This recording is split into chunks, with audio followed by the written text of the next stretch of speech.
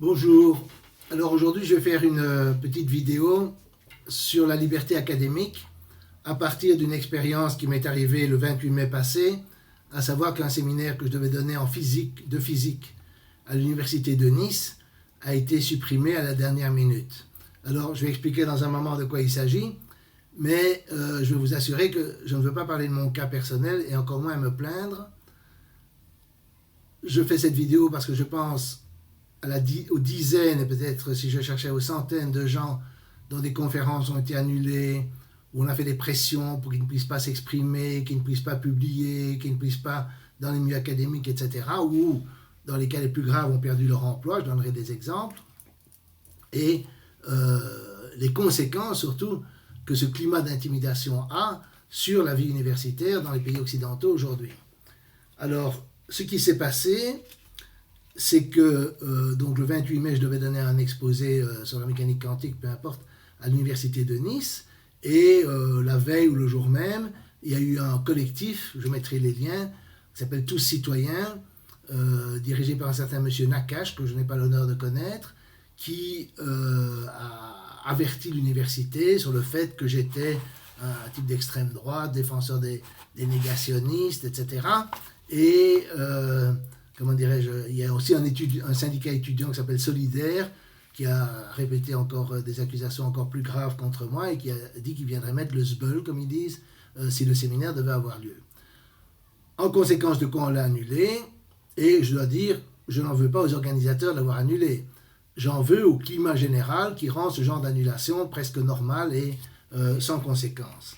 Et je voudrais bien que, justement, ma vidéo, si c'est possible, contribue à ouvrir un débat sur la liberté académique, la liberté, pas simplement la liberté d'expression en dehors des universités, mais dans les universités. Alors ce qu'on me reproche, en fait, c'est une seule chose, c'est une défense classique de la liberté d'expression, telle qu'elle a été exprimée par Voltaire, par Mill, par Russell, par Chomsky plus récemment, et que j'ai résumée dans un livre qui s'appelle La République des censeurs, publié aux éditions de Lerne à Paris en 2014. Alors, bon, dans ce livre, je critique deux types de lois. L'une, c'est celle qui réprime les incitations à la haine parce qu'elle est trop vague, je donnerai des exemples dans un moment. Et l'autre, c'est la question du négationnisme, de la contestation donc des chambres à gaz dans les camps nazis. Et l'affaire Shoah récemment nous a de nouveau rappelé l'importance de cette loi. Et je ferai probablement une vidéo là-dessus dans quelques jours. Mais pour l'instant, je vais me consacrer à simplement la question de la liberté académique. Alors, premièrement, pour moi, ce n'est pas une nouveauté d'avoir ce genre d'incident à Nice, mais j'ai trouvé que là, ça allait très fort, parce que j'avais été invité à parler justement de ce livre dans une association à Nice même, mais indépendante de l'université, proche de la mairie, et il m'avait invité. 20 minutes après, il me téléphone, il dit non, on a vérifié avec la mairie, vous ne pouvez pas venir, annulez, ne réservez pas votre avion. Bon. Alors, j'ai eu d'autres exemples de conférences annulées, même en physique, d'exposés scientifiques, etc. À la dernière minute, on dit non, ça ne va pas, vous ne pouvez pas venir, etc. Et je suspecte, quand on ne me le dit pas, que c'est à cause de ces positions politiques extérieures au sujet. Donc là, il y a un problème, si vous voulez, où on interdit à des gens de parler d'un sujet qui n'a rien à voir avec la politique. Il n'y a pas un mot sur la politique dans mon exposé sur la mécanique quantique. Rien. Il n'y a aucune implication. Alors, évidemment, l'argument des censeurs, c'est de dire, oui, mais ils pourraient influencer les étudiants. Et comment ça? Les étudiants pourraient aller voir sur le web qui je suis et puis se dire, oui, ce type défend la liberté d'expression, on aimait bien son séminaire, peut-être qu'on va écouter ses arguments sur la liberté d'expression. C'est tout. Et donc, ce risque fait qu'on ne veut même pas me laisser parler pour cette raison-là. Alors, l'université de Nice, toujours, a annulé un séminaire de philosophie d'un philosophe italien, un certain M. Fusaro, qui est proche du mouvement 5 étoiles. De nouveau, ce mouvement, qu'on l'aime ou pas, fait partie d'un gouvernement élu démocratiquement dans un pays de l'Union européenne, dans un pays de l'OTAN, etc. Je ne sais pas très bien jusqu'où on va aller si on ne peut même pas discuter avec ce genre de personnes. D'accord? C'est même pas une question d'être d'accord avec lui, c'est vraiment de l'écouter et de discuter avec lui. Vous avez d'autres exemples, un professeur qui était proche de la Manif pour tous, qui devait parler de philosophie à Toulouse, on a annulé sa visite à cause de pression du mouvement LGBT. Je pourrais donner des tas d'exemples de conférences et de gens dont les exposés sont annulés, mais je vais donner un exemple que j'ai vécu assez bien en direct, qui s'est passé dans mon université, enfin celle dans laquelle je travaillais, qui est l'Université catholique de Louvain en Belgique, catholique de Louvain, où un professeur qui est un catholique tradit, comme on dit, qui s'appelait Mercier, Stéphane Mercier, avait dans un unique cours, dans un exposé, critiqué l'avortement. Donc il n'avait pas défendu l'avortement, il avait critiqué l'avortement. Et à cause de cela, bon, il a été sanctionné, son mandat n'a pas été renouvelé alors qu'il aurait très probablement été sans cela. Donc déjà, ça peut étonner, si vous m'écoutez, qu'il est impossible de critiquer l'avortement dans les universités catholiques, mais c'est la situation actuelle. Les universités dites catholiques ne le sont plus du tout. Elles sont alignées sur ce qu'on appelle les droits de l'homme, ou dans ce cas-ci les droits de la femme, et on ne peut pas critiquer, on ne peut même pas critiquer philosophiquement, parce que c'était purement philosophique, le droit à l'avortement. Moi, je suis pour l'avortement libre et gratuit, je l'ai toujours été, c'est pas ça la question, mais de là à dire qu'on ne peut même pas le critiquer dans un cours, qui en plus, reprenons l'argument de Mill, forcerait les gens à réfléchir, sans les arguments de Mill, que ça forcerait les gens à réfléchir à la qualité de leurs arguments, parce que ce que dit Mill, c'est que c'est la confrontation de la vérité et de l'erreur qui renforce la vérité. Si vous croyez que vous avez raison, vous avez intérêt à discuter avec les gens qui ne sont pas d'accord avec vous, pour vous convaincre pour voir quels sont les bons arguments, quels sont les mauvais arguments. Éventuellement, vous pouvez avoir de mauvais arguments pour des bonnes positions. Et donc, vous renforcez votre position et votre argumentation si vous vous confrontez avec les gens qui, d'après vous, se trompent. Alors évidemment, dans cette affaire de Mercier, c'était très intéressant parce que l'université a dit qu'il avait contrevenu aux valeurs de l'université. Et ça, c'est le terme que je n'aime pas parce que c'est super vague. On ne sait absolument pas ce que ça va recouvrir. Et si on regarde les valeurs de l'université, c'est l'ouverture aux autres et la différence. Mais le problème, c'est que quand il dit cela, ce n'est jamais, et tous les je vais appeler ça le baratin sur l'ouverture, etc., ce n'est jamais l'ouverture aux autres opinions. C'est les autres groupes, c'est les groupes minoritaires, c'est les étrangers, c'est les femmes éventuellement qui sont pas minoritaires, mais bon, et c'est toujours cette ouverture-là. C'est jamais l'ouverture à la liberté, à l'expression d'opinions contraires, jamais. Ce qui est quand même assez extraordinaire. Alors évidemment, un effet, je vais revenir aux effets, mais un effet de ce genre de censure, c'est que tout le monde académique, évidemment, si vous mettez à la porte quelqu'un pour avoir un jour critiqué l'avortement, va avoir peur de critiquer quoi que ce soit qui fait partie de l'agenda féministe contemporain. Par exemple, la théorie du genre ou l'écriture inclusive ou je ne sais pas quoi, les gens vont être terrorisés. Il vaut mieux se taire parce qu'on ne sait pas ce qui peut vous arriver, même si ça n'entraînerait pas les conséquences qu'il y a à propos de l'avortement. Alors, je veux maintenant expliquer ce qui me semble être les conséquences et le climat général dans lequel s'insère l'annulation de mon séminaire et d'autres interdictions du même type. Il y a, si vous voulez, dans les universités, je ne dis pas que c'est toutes les universités, et c'est peut-être en train de changer, et je ne les connais pas toutes, mais celles dans lesquelles j'ai vécu toute ma vie, j'ai quand même une certaine impression de l'idéologie dominante qu'il y a. Il y a une idéologie dominante qui est liée à l'idéologie des droits de l'homme. Alors c'est évidemment lié à la défense de la construction européenne.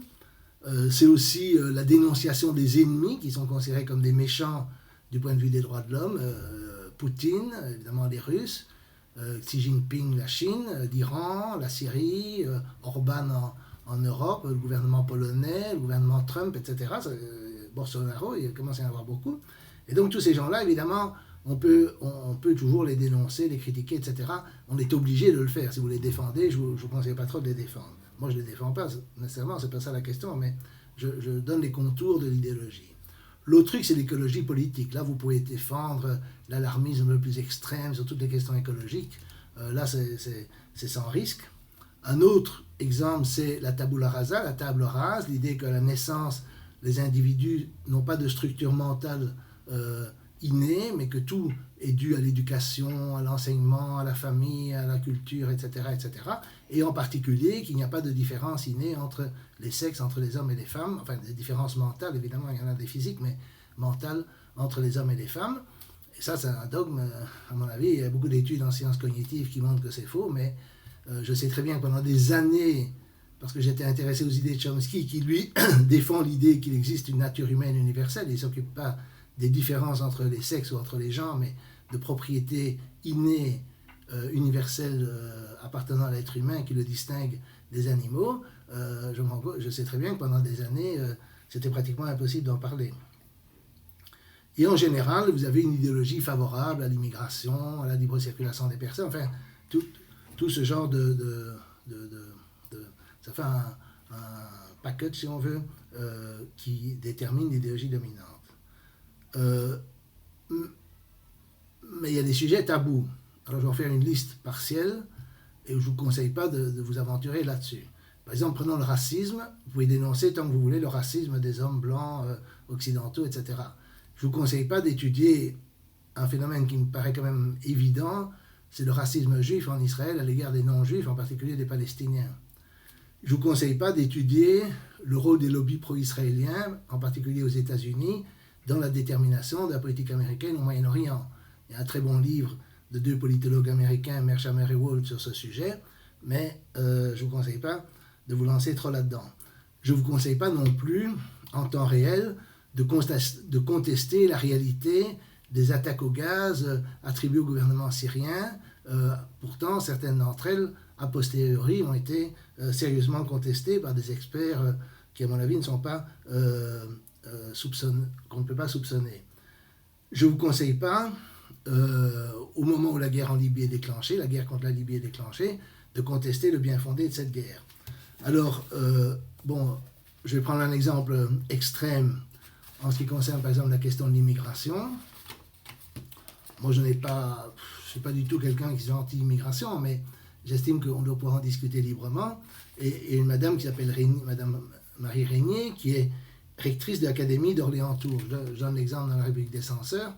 Et un jour, elle dit, si dans les études PISA, donc les études qui comparent le niveau scolaire dans différents pays, on retire les gens d'origine immigrée, on n'obtient pas du tout les mêmes résultats. Tonnerre, il y a un nouvel observateur qui l'attaque, Europe Écologie Les Verts l'attaque.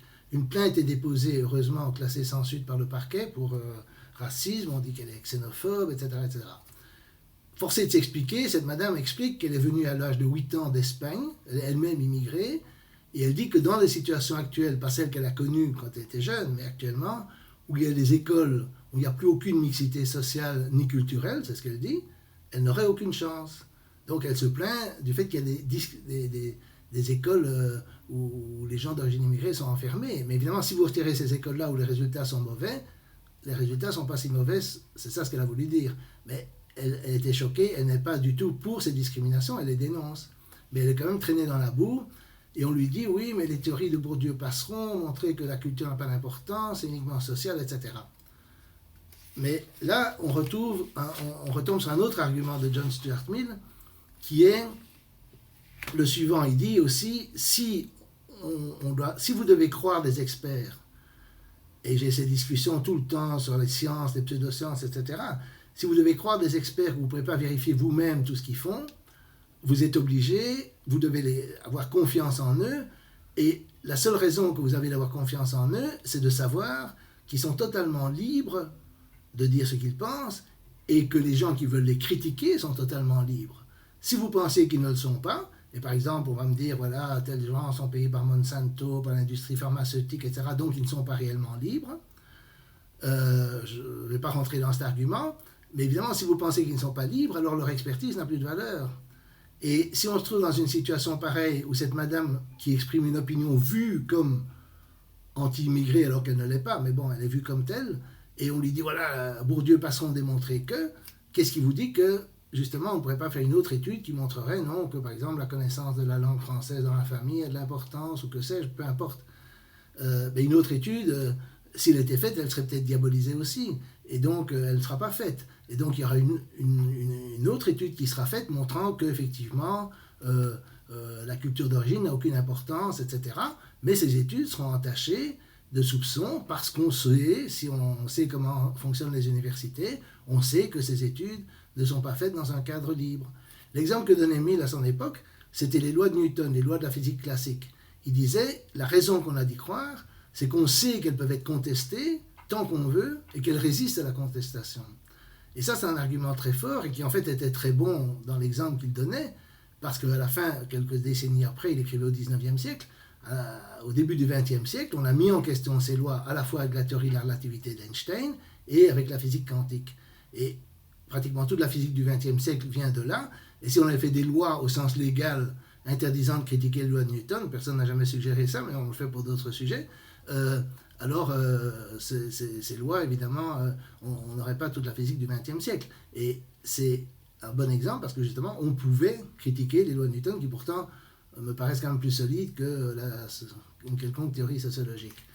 Et donc, je pense que c'est important de comprendre que la croyance qu'on peut avoir, le degré de confiance qu'on peut avoir dans les études scientifiques, qu'elles soient sociologiques, psychologiques, pédagogiques, peu importe, est toujours dépendante de l'idée que les gens travaillent dans un climat de liberté complète, ce qui n'est pas le cas. Vous avez aussi la question du climat, du climato-scepticisme. Moi, je ne suis pas climato-sceptique, je répète, je ne suis pas climato-sceptique. Je ne suis pas compétent, mais j'ai suivi cette histoire depuis des années et je sais qu'il y a un certain nombre de climato-sceptiques qu'on ne les laisse pas s'exprimer, qu'on essaie d'éviter d'avoir... On ne veut pas de débat avec eux, même dans des cadres académiques. On veut, enfin, un minimum en tout cas, on les ridiculise, on se moque d'eux, on les attaque, etc. Et par conséquent, le climat n'est pas libre. Et par conséquent, non seulement il y en a plus que vous ne le pensez, ils ne sont pas tous fous, ils ne sont pas tous payés par les industries du carbone, contrairement à ce qu'on dit. Il y a beaucoup de professeurs à la retraite qui alors s'expriment plus ou moins librement. Et il y a aussi beaucoup de gens dans le placard, ce qui est aussi assez amusant dans notre société où, en se disant toutes les libertés, il y a beaucoup de gens qui gardent leurs opinions pour eux-mêmes, justement, y compris dans le monde universitaire. Alors, tous ces exemples, à mon avis, montrent que la vie universitaire, en fait, comme je dis, il y a une certaine liberté, et si vous voulez taper sur le sexisme des hommes, le racisme des hommes blancs, etc., ça, vous pouvez dire tout ce que vous voulez, sur le climat, vous pouvez faire tous les plans que vous voulez pour une autre Europe, pour une économie écologique et tout ce que vous voulez. Tout ça, c'est libre, ça n'aura pas de conséquences, mais vous êtes totalement libre. Mais il y a des limites à ce que vous pouvez dire, et qui ne sont pas simplement des limites raisonnables, du style insulte, diffamation, des trucs comme ça, qu'aucun défenseur de la liberté d'expression ne défend. Alors, une des choses qu'on me reproche, que par exemple, pour justifier l'interdiction de mon séminaire, c'est que je défends des gens d'extrême droite, et uniquement des gens d'extrême droite, et on dit même que je les défends au nom de la liberté d'expression, comme si le fait que des gens sont poursuivis, mis à l'amende, mis en prison, etc., pour pur délit d'opinion, et dans mon livre je donne beaucoup d'exemples, n'était pas une question qui devrait soulever quand même la question de la liberté d'expression. Mais ce n'est pas du tout vrai, parce que si on prend les lois ici que je critique, en particulier l'incitation à la haine, vous avez des gens qui ont été poursuivis, vous avez Daniel Mermet qui animait l'émission Là-bas si j'y suis et qui maintenant a sa propre chaîne, si on veut, qui était sur France Inter et qui maintenant n'y est plus, mais qui a toujours l'émission Là-bas si j'y suis. Vous n'avez qu'à aller sur le site Là-bas si j'y suis, vous verrez que c'est pas du tout un type de droite, mais il avait laissé des messages jugés trop anti-israéliens, hop, poursuivi pour incitation à la haine raciale, et ça a duré. À la fin, il a gagné, mais il a quand même été poursuivi.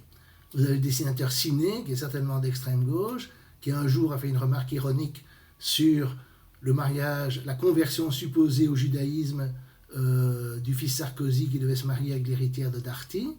Il a fait une remarque ironique là-dessus, hop, viré Charlie Hebdo, qui est le journal satirique et où on en trouve des vertes et des pas mûres, mais ça c'était de trop pour eux, et procès, etc. Bon, il a fini par gagner, mais quand même. Et vous avez aussi Edgar Morin, Sami Nahir et Daniel Salnave, qui avaient écrit un article dans Le Monde, jugé trop anti-israélien, hop, procès. Vous avez les militants BDS, boycott des investissements en sanctions, qui veulent appliquer ça à l'État d'Israël, poursuite, condamnation. En Allemagne, c'est criminalisé, aux États-Unis, on fait tout pour les criminaliser, etc.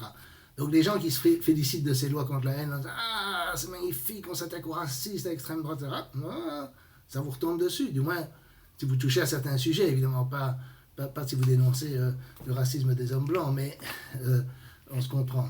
Et donc, vous avez, alors par exemple, je ne sais pas, maintenant je arrive aux conclusions, qu'est-ce que ça a comme effet?